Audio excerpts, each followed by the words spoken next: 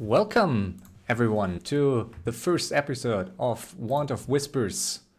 This is, or was supposed to be, an FFA or initially Warcraft 3 podcast, and we turned it into an FFA show that's live on Twitch. So we can have you in this. And my guest today, Dovekie, welcome.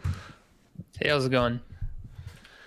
So initially we were supposed to be three, but we lost Alien on the way. He will join probably in a few weeks from now. So it's just the two of us today, and we thought it might be interesting and fun to just talk about FFA and some topics that are always interesting and that are always discussed. And also some of the former FFA times that you may have been part of and I haven't. So interested to hear from you. You want to quickly introduce yourself for the ones that don't know you? Yeah, hey. My tag is Dovekie. I started playing free for all maybe, I don't know, like 6 years ago or something. Do you remember Ugri Lanin? Yeah, you probably know him. Yeah, I do. But he left before I joined. Yeah, so he was making he made this free for all bot, and I don't know what motivated me to try it out, but there was no ladder or anything like that. It was just this bot on Battle.net hosting games, and I don't know. I started playing a few, and before I knew it, I'd probably played like 500 games within a couple months. That's crazy. So it must have been between 2014 and 16, something. Yeah, I think maybe a little earlier. I think it was like 2013. It was I was getting I had to get surgery in my sinuses, and I couldn't go out and do anything for 3 weeks. And I remember I had a laptop. I just literally played FFA for I don't know, a month and a half straight, and kind of just fell in love with the game mode. So yeah, I've played a lot back then. There's no ladder or anything, but a ladder came later, and there's probably 2-3 years where I played it a ton and was always joining in tournaments and stuff and trying to climb the ladder. And I don't know, I just the amount of time I played it was pretty insane. So I still think that I could challenge most people in terms of free-for-all experience, just with sheer number of hours invested into it. Yeah, I think especially when it comes to FFA, this experience really counts a lot. And it seems at least you're perceived these days, at least that's my impression, more like a strategical, someone who invested a lot of time into strategy, and someone who played a lot of ladder FFA and that kind of stuff, but is not as active anymore in competitive FFA, so FFA Masters League, certainly. So how did it change over the years? Did your interest shrink? Yeah, so well, you can't just do something forever, or maybe you can. But so lately I've been playing I've been joining solo tournaments and leagues and playing a lot more 1v1. I've been doing pretty good. I've been doing pretty decent. But there's something about competitive free-for-all that I love. Free-for-all in a chaotic ladder sense, but when you start getting into competitive games, I just don't think it makes sense. It's not as fun for me, and just the structured format is just so contradictory to the play style of a free-for-all game, at least from the perspective that I see it, that I could never get into that. So I would play a lot of ladder, but as there are always problems with the ladder bot and the way it was being run, and so I would try and join the tournaments and stuff, and I wouldn't even be like motivated because you to wake up and like play the game. Let's say we scheduled the game and I had, because everyone's in Europe, I'd have to wake up at like 6 to play it. Like it just never interested me enough to play it in that sort of way. I I see. always like the anonymous ladder Okay. way more. Yeah. So it's on one hand, yeah, obviously like time zone is a thing and makes scheduling a bit more difficult. But do you feel like just from a structure perspective, when it comes to FFA Masters League matches in particular, you're trapped in this structure like within the game where it's basically just the straight up 1-on-1 and then it's like the balancing three-way, like is that what you consider to be like less chaotic than ladder matches? Oh yeah, I can't stand it. Like it literally drives me crazy. I I don't know. I'll do really well in like in a 1 versus 1 situation because I can micro pretty decently, and like you said, I'm a strategic player, so I'll like hit people with a timing push, or I'll play unfair or in a way where I can just hammer someone in a 1 versus 1, and then the game gets into like this 3-way situation, and it's just ugh. Like it just puts a bad taste in my mouth. People start like whining and complaining, and then the guy that I almost killed is pissed off at me and like is like cheesing me the rest of the game or something. And it's not like that happens sometimes. That's like every single game. It's like No. it's like the recurring theme of it. And it to me that's in stark contrast versus like an 8-player free for all, which you don't know who the heck you're playing. You don't know who's good or who's bad, or you don't know. Like you might want to not attack anyone for 30 minutes. You might want to rush 5 different people. You might get teamed by 3 people at once, and then everything like it. Just the structured format of it, I think, is so contradictory to the nature of the game that, yeah, I could just never, I could never fall in line with the Yeah, with yeah. like the FFA Masters format. Yeah, no, I see your point, and there's definitely a beauty about 8-way in particular, where you still have like some way to grasp like the entire map and all players, but it's not like it's still big enough to really have total chaos.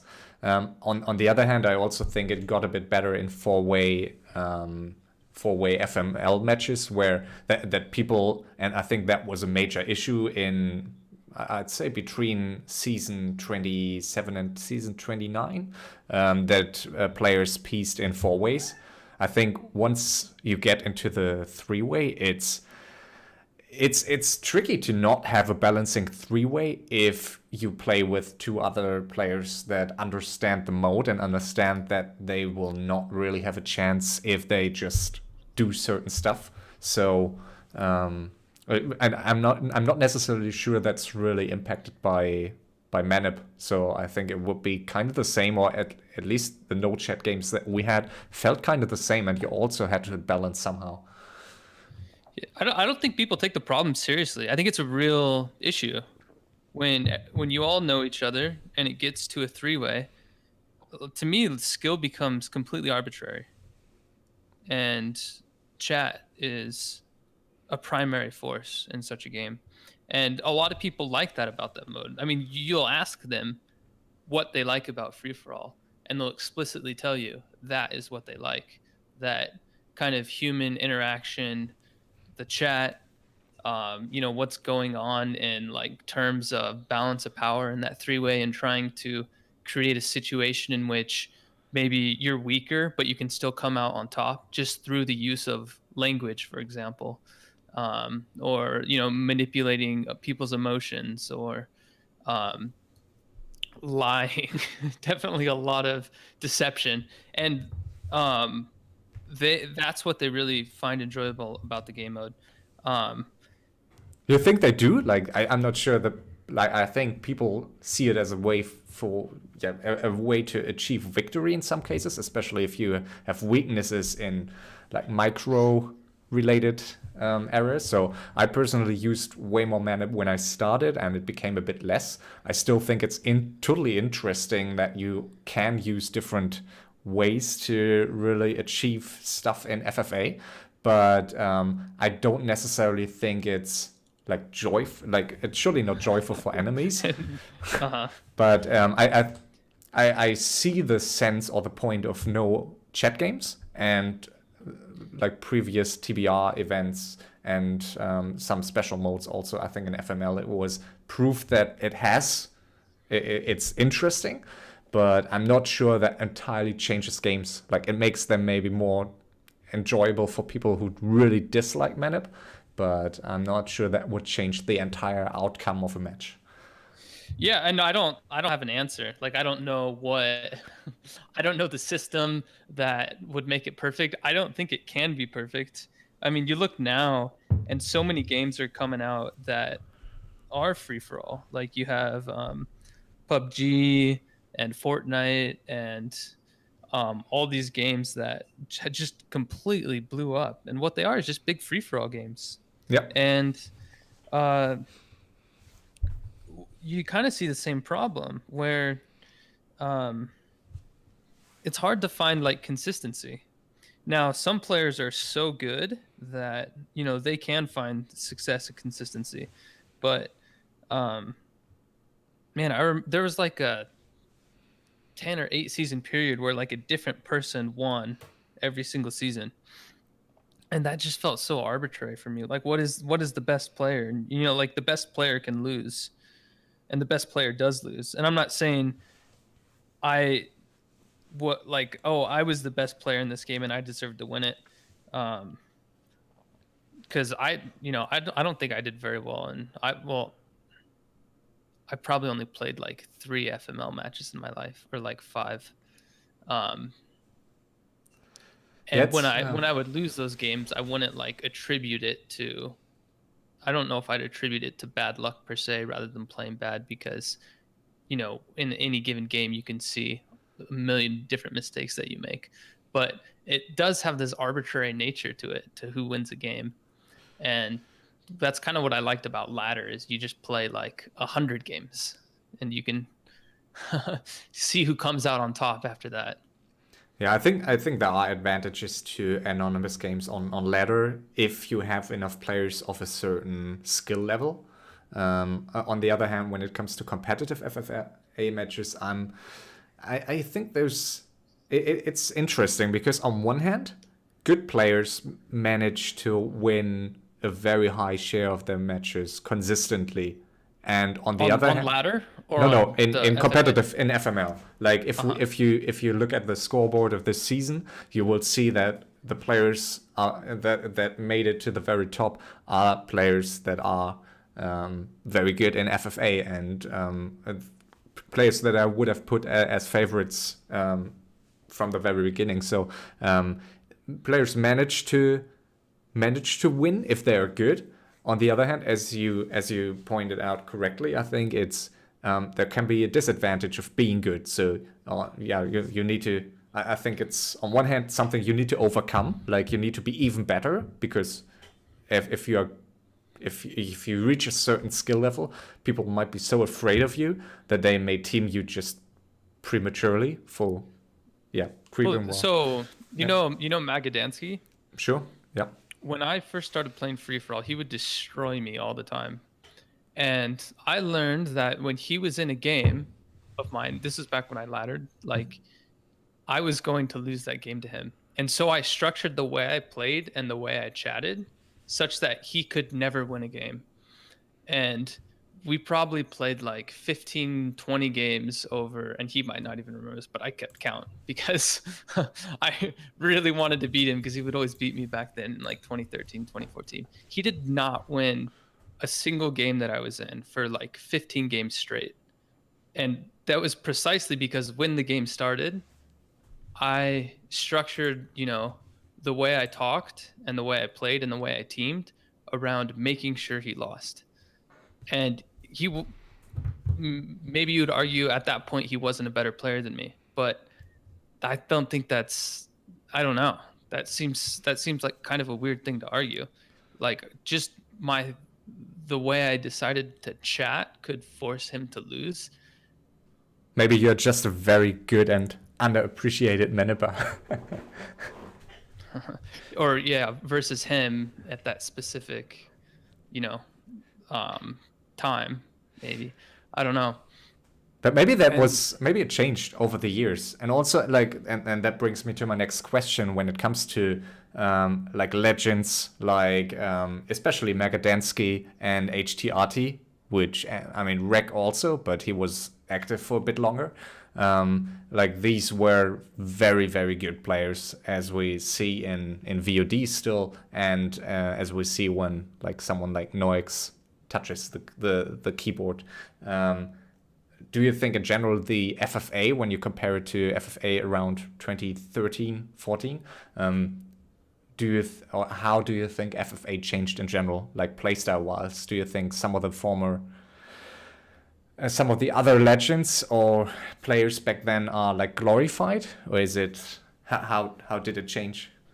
um I'm not too familiar with free for all of the past couple years, so it's hard for me to comment on Yep. that. I do think when I started playing to maybe, I played for maybe 3 years or so very intensely, that it did change a lot, like the way it was played. Because people would talk about free for all in the past, and I'd go and watch, like these incredible players, like what was his name, Invincible Rice, was that it? Something like Yeah. that. Um, and you'd go watch those, and they would get destroyed if they played like a player using strategies from like 2013. Like they would just get completely mowed over. However, um, I think those players would adapt pretty quickly. But yeah, I always thought like like all those players that you mentioned were just like way overrated. I didn't think anyone in the game mode was that good except for HTRT. Who also had a He strong solo background, right? So that made him. uh-huh. Yeah. He was the only one that I played that really felt different. Also lightweight. The way lightweight Yep. played was something special to watch. And you had very strong, consistent players, sexy, like you said, Magadansky, DV, Rectify. I don't No AXX. He got better, so he was getting better when I was leaving. But I met him a bunch on ladder, and I almost never lost to him. And then the next season, or like I didn't play for like a year, and then it was the other way around. Like he almost always beat me, and then I think he continued to get better after I left too. Yeah. Um, Yeah. yeah, I'm trying to. Yeah, I think, well, in my head, as I was only joining the community in 2016, 17, I think, I always try to draw a line between like old school FFA and new school. And on one hand, we do hear like the legendary stories of certain players just destroying everyone. And I don't doubt that they are great players and would still be able to beat most of the currently active players. But on the other hand, I often see old school players that just, or people perceiving old school FFA as just sitting behind towers until you have reached like 20k gold count, and then you try to build an army and just clash them. While today it seems way more volatile and way more like it's not that sitting behind towers anymore. Like there are very few players that really successfully do it.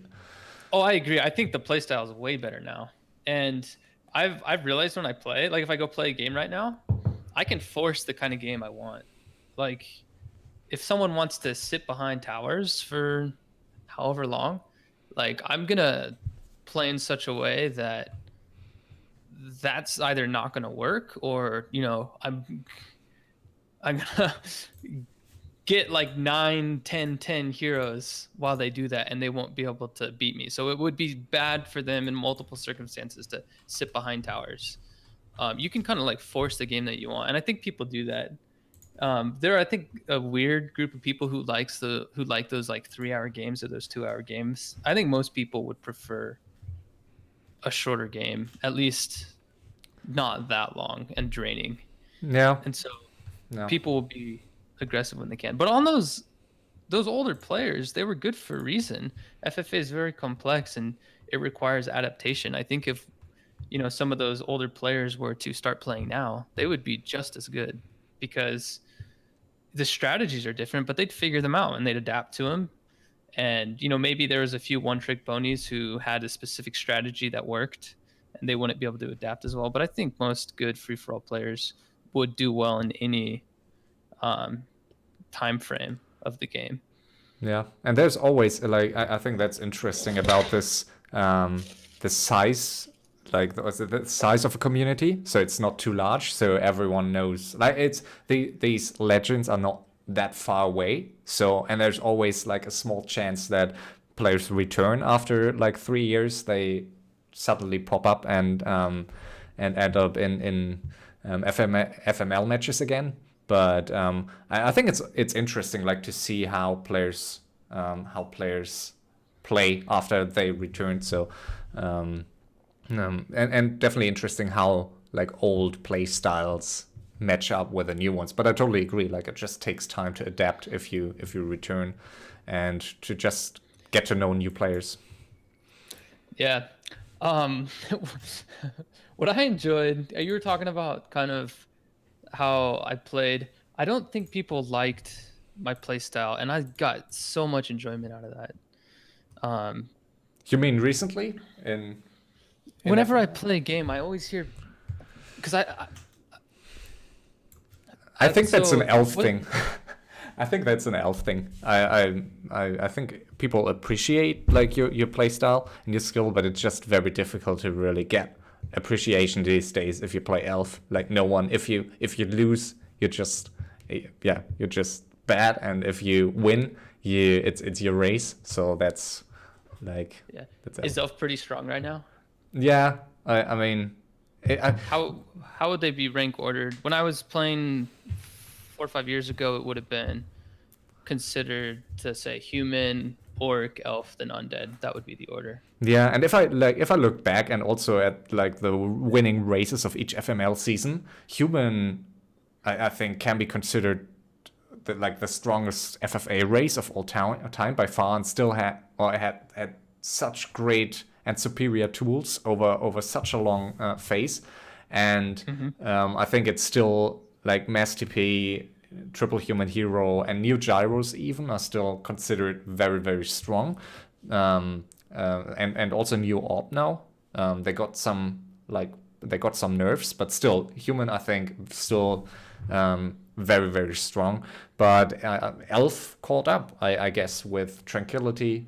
Despite the Chimera nerf, it's still very, very strong. And the Tinker, as you completely predicted in your patch video, so you were, I think, the first one that realized, like in the FFA context, how strong that was going to be, and it turned out to be really, really strong. Do people? I haven't tried that much. Do people do the rockets? Yeah, for sure. So it became my go-to combination, and really made FFA much more fun to me again after like I had an alchemist phase, but transmute is just so bad for FFA games. So like whenever I see Tinker whoever plays a Tinker, I'm happy about, and if he chooses a Tinker over an alchemist. But yeah, Tinker became a very regular hero. That's so cool. Oh man, I could talk about free for all forever. Okay, so let me run this by you. This used to drive me crazy. It's no like secret that normal elf hero combinations were never as like strong as Blade TCSH or AM MK Pally. And you're saying right now that Alchemist is so bad for the game because of transmute. You mean that, and it's just kind of like just toxic and unfair sort of thing. It's stalling games. Like people are not willing to spend their gold anymore. As soon as you have an alchemist level 6 out on the map, and a player who's willing to use it and transmute, and a player who can do it and won't get just teamed out for it. So and at the cooldown's just way too low, which makes it like it's just a waste of gold if you get certain units. So makes it very tricky, I think, and not healthy for FFA matches. Okay, so you remember the strategy where you employ both Dark Ranger and Alchemist, so you get Charm and Transmute? Like Irenicus started to play that more recently again, and it's just so painful. And it used to be, if you did that, it was like kind of a unanimous law that you team down the player who goes Dark Ranger and Alchemist, because the power level is such that it's not fair for the game to go on for however long against something like that, because they'll just destroy you because it's too strong to have both Charm and Transmute. That's like every fight there's like a 15 food swing. Yeah, it still is. I'd say, like, I mean, that's at least it's something people, like good players, still say. Like, I will team the player out that plays that kind of hero combo, but eventually it's not like I don't often see a player being teamed out because of a hero combination. So it's sometimes, but it's more about like the hero strength in general. So I think Orc becomes like Orc with really stacked Blade Master has a much higher risk of being teamed out just because like it's just difficult. Because it could attack you 8 times during one stun, and it's not fun to lose your hero to that. Exactly. So it seems to be more of a risk for yourself if you play, or if you stack your Blade Master than playing Alchemist in general. But still, like from an observer perspective, Alchemist is really bad for the game.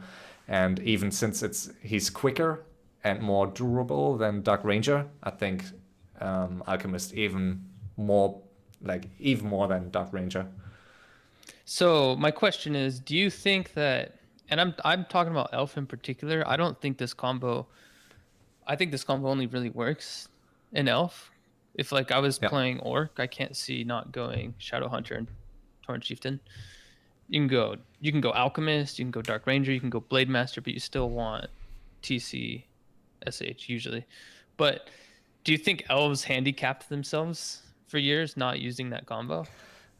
I wouldn't say so. I think, to be honest, that combo, once all players run out of gold, I don't think Transmute helps you to really sustain an army, and Transmute and Charm, unless you want to hide your army for half an hour until you have enough supply, doesn't really help you to get an army. And it's just not a good combo in Hero Arena. I'd say, like, it's still much weaker than others. And I think Elf's biggest strength is base race. And for base race, a combination with Tinker and or Panda is just much superior. So yeah. So the more I played, the more I started to dislike the Panda. And so you're probably ranking that hero combo on the presupposition that you would use the Panda in conjunction with that duo of Dark Ranger, Alchemist. But if you use the Keeper, then you gain a lot more power on the map with Entangle and a heal.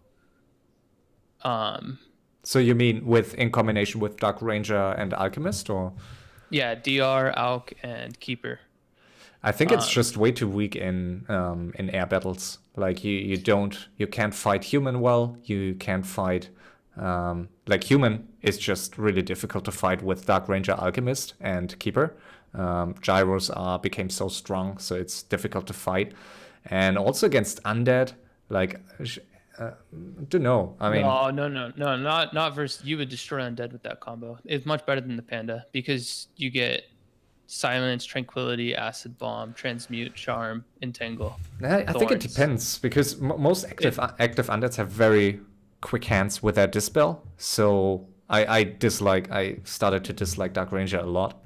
You don't. So when I watch elves Uh-huh. play, because I don't I don't want to arrogate myself to saying that I popularized the alchemist, but back when I played in 2013, everyone went demon hunter or they went dark ranger. I think Rectified made it very popular to play dark ranger, keeper, panda, and that's all anybody played. And if they deviated from that, it was Mog playing tinker first, or J33 playing tinker first, or you would play demon hunter. And Yeah. no one really played the alchemist, and so I spammed like tons of alchemist games. I'd go alchemist, panda, keeper every game, and it started to work really. Sometimes I wouldn't even get the keeper. I would just play those two heroes, and undead can't touch you once you get transmute, because you always anti-magic shell, run, and transmute the destroyer. And I'd watch streams of other elves, and it was terrible to watch. They didn't know why they had the alchemist. It's like they saw someone winning with it, so they thought it was good, but like they couldn't even push a base. It was sad to watch. If you play the alchemist right, the undead cannot make destroyers, and if you have so they can never dispel entangle. That's And if you have a dark ranger and an alchemist, they cannot make destroyers or frost storms. They're only allowed to make gargs.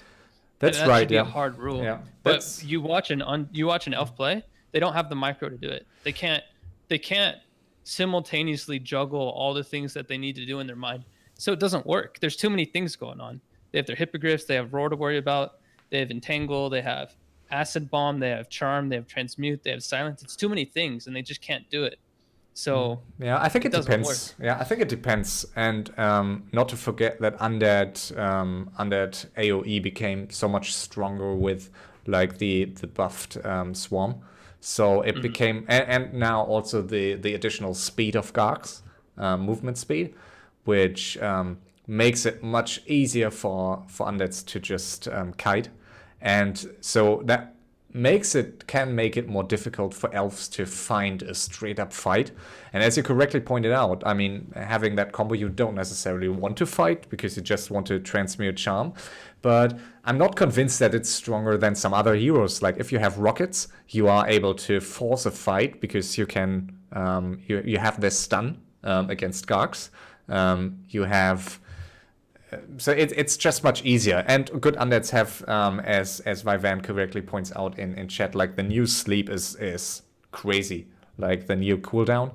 So I don't necessarily agree. I agree it's a very annoying and very playable hero combo, but I'm not sure it's strong enough, and I think it just dies too quickly against some other races. And before you have keeper level 6, and tranquility, it's just very difficult to fight. It can be very difficult to fight, but it's not bad. It's not bad. yeah, so I don't remember who asked me. It might have even been you to sub for an FML game. Yeah, was me. And I was doing very well, and I don't remember who I killed, maybe Mog or someone. And I'm fighting who was the undead? Do you remember? Was it this season? No, was Yeah, last? Was it this it one? was like a month ago. Yeah, I'm fighting one of the Quest. Was it? It was. Yeah. fighting Quest, Yeah. who I normally would destroy in a micro battle. I don't think I'd lose to Quest. And he, like the new invulnerability that they put on Tranquility, you can't use Tranquility in battle anymore because it destroys your anti-magic potion. So you don't get Tranquility versus the undead, which is super bad because the Gargs can beat your hippogriffs in such a case. But you shouldn't forget that like the speed of the heal, it was also strongly increased. So even in the first 3 seconds that you get invul, you will only get it for 1 second. They nerfed it. You're right. 1 You're right. second They of nerfed it. invul, you Yeah. get 40. I only got 40 health on all my hippogriffs. Yeah, that's true. Like if an undead is keeping track of your keeper, it's definitely like it's it can be a nerf, but I still think I think Tranquility is still very, very strong, even if it's more easily cancelable now. If since you can't use anti-magic potion anymore. Yeah, I think among very like high level micro versus high level micro, in that specific matchup, it's worse.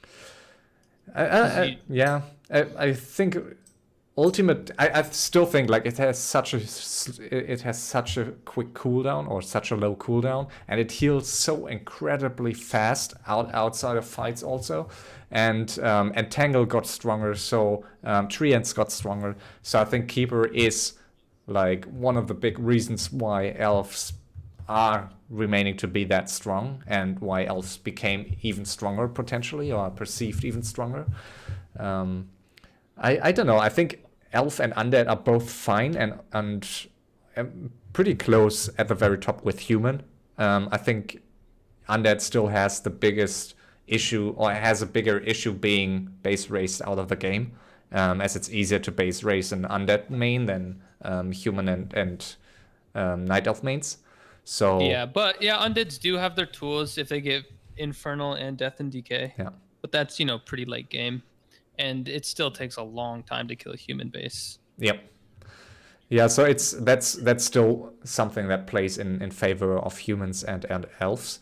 Orcs, like and that's also on the flip side, orcs' biggest weakness, like, and why we don't talk about orc being a strong race, since orc is so lumber reliant, so item reliant, and eventually, even if orc is super strong, has 20k gold, you can break an orc base more easily than other bases with 100 supply chimeras or 100 supply human. There's just no way an orc can really fight 100 supply humans straight up. So Is that because the new gyrocopter change? Or... Also, I think orc is just orc has the least cost efficient anti-air, I'd say. So orc always needs, like, it costs orcs a lot to like transition from ground to air, from air to ground. So it's way less easy for them to really react, and I think that makes them it makes it pretty tricky for orcs. So an orc with just 5k gold can be like, can't really transition anymore. So it's easy counterable by enemies. Are there no strong orcs right now? I'd say there are players that can play orc well, but also I must say, like, many orc players have a weakness of not being like the biggest tryhards late game. I'm not sure if that like correlates with their race, but it just I see orcs getting many free wins. Like in many games, there are orcs that just bulldoze all enemies, and then they win games, especially in-house. But when it comes to competitive FFA, it's just very difficult, or it seems very difficult for orcs to really close the game and win, because it's just, they're just more, their bases can be killed much easier. I also think orc has a pretty freaking high skill cap too, and if you're not at that, it can be difficult to fight a good elf or a good human, because those armies are a little bit more attack move. You just kind of worry about the heroes, but with orc you have so many casters that you have to cast their spells, and you have to worry about positioning, and you have to save your wyverns, and you have heal waves, and you really need to be paying attention to more variables than a night elf or a human has to be paying attention to. Yep. And you're not as durable. But if you do pay attention to those things, it could be pretty freaking terrible. For sure. To play against that orc. Yeah, I just looked through the list of the 21st matches of season 30 that's ongoing, and we do have two victories, like three victories of orc players two victories of orc players in 20 matches, and these two matches were with 3 orc players each. So it's yeah. So it's I think in general you can say Orc, as you correctly pointed out, has a very high skill cap. I think it's really fun to observe good Orc players, and there's a lot you can do with this race, but it's just very weak late game without gold. Like there are not as many ways to get an advantage as Orc compared to other races. And it's always a trade-off between, like, you on one hand, Blade Master is still very strong, or very strong again with the new old crit. So that definitely made things easier again for Orc.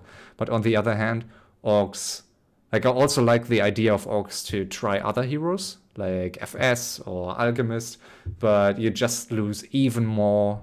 Like, Blade Master has some advantages that no other hero can really get you late game. So it's difficult. And as you correctly pointed out earlier, like, you need to have SH and TC almost every game. So Yeah. Oh, the Blade Master does so much more than people think. People just think of him that he deals high damage, and that's just so wrong. He brings a lot to a game. I think he's better than both the Torn Chieftain and the Shadow Hunter. Most people would disagree with that, but I think the Blade is what brings Orc to the top. And that I don't think that's self-evident. I think a lot of people would argue against that, but that's what I think. That's what I believe. Yeah. Which brings me to my last topic, I think, in general, and it's something maybe we touched a bit on already, but in general, do you think balance is... Like, I think that's part of the beauty of FFA, that it's partially auto-balanced, because, there is another dimension to balance in FFA. It's not just a straight-up fight. So, isn't that an advantage also? I actually don't like the auto balance at all. I think races have their strengths. For example, Undead used to be the rush race, Yeah. Like, Undead is very strong before 30 minutes into the game. They're probably the strongest. You can get out 300 food, and you can get your heroes pretty maxed out once you get level 3 Lich and level 3 Dreadlord. You can get a very maxed out Undead earlier than the other races. And then, using that early game advantage, you can get some pretty powerful things. You can get level 3 Nova, you can get Infernal, you can get a high level DK, you can get Death and Decay, which I think is underrated. You could get just this insane movement speed and map dominance and control and a lot of money. So I think I like the fact that you can take the advantages that your race offers you on, especially on certain maps, and use that to carry you to victory. I don't like the perpetual balance of power, where because you're the weakest race, then you're less likely to be teamed, and you're a better bargaining chip for other people. You're like a tool to team down other people, which is kind of what Undead used to feel like. And let's say Orc had 887 heroes and 20k gold. They're so strong that everybody needs to team them down. I don't like that. I think that's like looking at it at the wrong resolution. I think you had to do something and beat the Orc before that point, where they didn't get to such a powerful stage in the game where they had, where now they can't lose anymore unless they're teamed, because the Orc is weak the first 30 minutes of the game before they get all that. Not weak, but weaker than Elf or Undead, for example. Yeah, I understand the need for the teaming, but I think all the tools exist within the game to not need to have that balance of power, so to speak. But how would you end like a three-way if there would be no balance of power?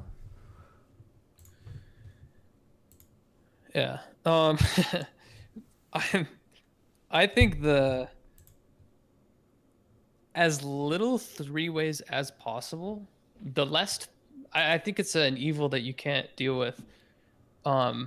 apart from reducing the frequency at which it occurs or adding in some external variable. Maybe I look at that. I look at the three-way as terrible. It's terrible for the game. I think it ruins what would make free for all amazing. Is the fact that three ways can, last ages. And when people give arguments for the importance of three ways, they're not very sound arguments, and you can pick them apart and just show the opposite perspective of why what they're saying is true in some circumstances and not true in others. And I think whatever you can do that limits the frequency of three ways or, their impact on the game is all the better. And whether that's starting a free for all with 8 players and having everyone anonymous and like you don't even know who's in the game before it starts, or not having chat, and most people would disagree with me on that one, but I'm not sure about the chat thing. I think the chat thing is ultimately many people think it's an okay thing to not have chat. I think I don't think the majority of players necessarily needs or wants to keep chat in games. On the other hand, I think it's just difficult. Like on one hand, you don't want to have a free win after 20 minutes. On the other hand, you somehow need to get from 3 players or 4 players to just 1 remaining player. So unless you you must find like a way in between. I totally agree. Like here I want to pick one thing apart with Sure. what you said that I think is really important that people don't consider. So let's say because there's no chat, 1 player is going to get a free win after 20 minutes. I think that needs to be addressed, because it's like the idea of I didn't say that. I think it's a matter of scouting, which many people don't do sufficiently. But if you scout, I just don't see how a no chat game, like if everyone knows it's a no chat game, people will find a way to agree on peace in game by putting items on the floor, whatever. But there will be peace still. So I just don't see how no chat could be a solution to a 3-ways, and how a 3-way in general, as long as it exists, is not having some balancing to it. Like how would you play a 3-way otherwise? It'll happen no matter what. You'll still get 3-ways. I agree with that, and you'll still get people piecing each other. Because I remember playing with like Korean people who wouldn't speak English at all, or even just talk. Period. They wouldn't even say like yes or no or stop teaming me, and you can communicate. Like you can just feel, and you're unable to articulate what it is you're feeling. Maybe you could articulate it, but it's more of a feeling that, okay, I'm gonna stop teaming you down right now and start attacking the other guy. But even when it's like that, it feels so much better than the whining and the deception anyways, what I wanted to say about because even if you didn't bring up that argument, other people have, where some people are just going to get a free win. That'll only happen a few times. Like people will get a hint and play in such a way to scout better, or be more aggressive. I personally think the FFA mode has an insane amount of potential. I've heard a lot of people call it like a niche community. I think that's more by nature of its location in like the Blizzard, like in the actual client, than it is the enjoyment to play the game. Because I think possibly more people would play free for all than they'd play solo if it was at the forefront. Yeah, I agree. Like it has, like it may take it some time to understand it and to see the beauty in it, but I just think most people just are not willing to invest an hour into one game, so they prefer to have these quick 10-minute matches, and in general, I getting back to your previous point, just to end that, I think on these, I think it's an interesting idea. Also, something Vivan just wrote in chat, that you'd have the initial one-on-ones and then one final one-on-one, which would be the ultimate solution to prevent three-ways, right? So you just have two one-on-ones and then like a final one-on-one. But I just don't see how to overcome the time leave that like it would turn into a free win if the other two players are not piecing, right? So I think it's a tricky thing to solve. So yeah. Yeah. So you did bring up people aren't willing to invest the time. I've always been for imposing a time limit. I wish, I could probably do a better job. I mean, I'd like to communicate with, maybe if I can get in on the beta of Reforged, I can try and help be a voice for the FFA community. But if they could bring free for all up higher in the client and allow it to have 6 to 8 ways and impose some sort of time limit just for ladder's sake. Maybe tournament, you don't have to worry about that, but at least for ladder, put a time limit of like 45 minutes on it. That might sound short to you. I don't think it's that short. How long? Sorry, say again. For like 45, 50 minutes. No, but that's pretty short. I think 1 hour. Yeah, maybe an hour. Yeah, I rarely have ladder matches that last that long, but I mean, I would look through my replay folder, and for ladder, and I would play like I'd have 20 games in a row, and like the longest one would be like 42 minutes or something. Right. So I don't think it's that unreasonable. But so why would you because I personally think at least within the FML environment, people are complaining or were complaining about match length a lot, and apparently we had a few of these 5 to 6 hour matches, which were not very very healthy to watch or stream. But you guys are insane. Yeah, 6 hours was that was the fun. Literally insane. So obviously there are some solutions to like prevent that, like avoid certain maps or ban certain maps, ban islands on most maps. But this season, like the average length of matches is around like less than 1.5 hours, which I think to some degree is a length that allows matches to unfold. So I think matches that last less than 1 hour are usually not played out very well, or are not like I don't think players can try hard and try to win really within just an hour of time. So it's basically having a timer at even the 45-minute mark just turns it into straight up victory of the player who was the most dominant one from the 10-minute mark. And yeah. And that's why you probably couldn't go with my idea, because I am that aggressive player who likes to just go smash people and sit at 100 food. And there's probably a happy medium. I don't know what it is. Maybe it is map dependent. Maybe each map has to have a specific variable that says this one's 50 minutes, this one's an hour and 10 minutes. It's not like it's a difficult thing that I'm suggesting to do. It'd be extremely easy to implement. So I would like to, if I could, if I'm in on the beta, really try and put in a voice for free for all and try and get like a ladder system such that like the community can see an influx of more players that could see the game mode and enjoy it. And it's like, oh, hey, you could actually experience everything that was intended to be in Warcraft 3. You could play all the heroes actually and use all the units and your tech tree and expand and kind of see all the ultimates of the different heroes and kind of like see everything about the game. I think people would really enjoy that, being able to do all that. But you don't even get that in 4 versus 4 games. You don't get it in 1 versus 1 games.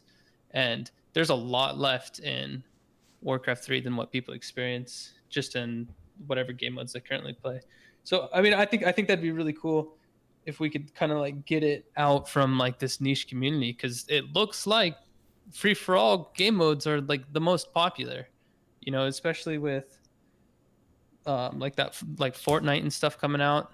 Like, there's Yep. something about it. I totally agree. I think that's an interesting development in the in the general gaming industry to see all these FFA games basically, and I think there's like we can improve just showing that beauty to more people. I guess we will see with Reforged. It will all come down to the number of players that return to the game or will join the game. And the more players there are in the overall player pool, the more players will queue up for FFA matches. And I think ladder still is the way to learn about FFA and starting to ask yourself why other players are managing to win continuously or repeatedly while you aren't. So I think that's a way to go still. Yeah, and you know, my argument would be it's also the ending place of free for all. I think that's also, and many people disagree with me on that one, but I think it's the best place to learn and the best place to find the best free for all games as well is ladder. I think ladder is the best type of free for all you can get. Yeah, I don't agree right now, but I definitely think there is a beauty to anonymous FFA if the skill level of players is sufficient, which currently just isn't the case. So there's just the big requirement. But yeah, we all hope it's going to be different again, and we like apparently the beta seems to be on the way. So. Interesting to see, how that goes. And on that note, I think we do have 60 minutes behind us, and unless you have any other questions. Cool. Yeah, I mean, I could talk about free for all forever, but this is pretty good. I think we hit some cool topics. Yeah, I mean, we can repeat it. So yeah, that was very. I hope entertaining for the viewers also. I really liked it. It was super interesting for me to just have this discussion with you. And I guess if I mean you also, you're invited obviously to join me again. Then we'll have another episode soon. Cool. Well, yeah, thanks for having me on. Yeah, thank you. And we will upload this to YouTube and also post the audio files somewhere. So we don't know yet where, but for everyone who listened to this before ever playing FFA, check out our ffamasters.com website, join us on Discord, and play in-house matches ladder with us, whatever you like, and follow this channel. And on that note, I will play our epic music again, as I did in the very beginning. Have a good one. Thank you.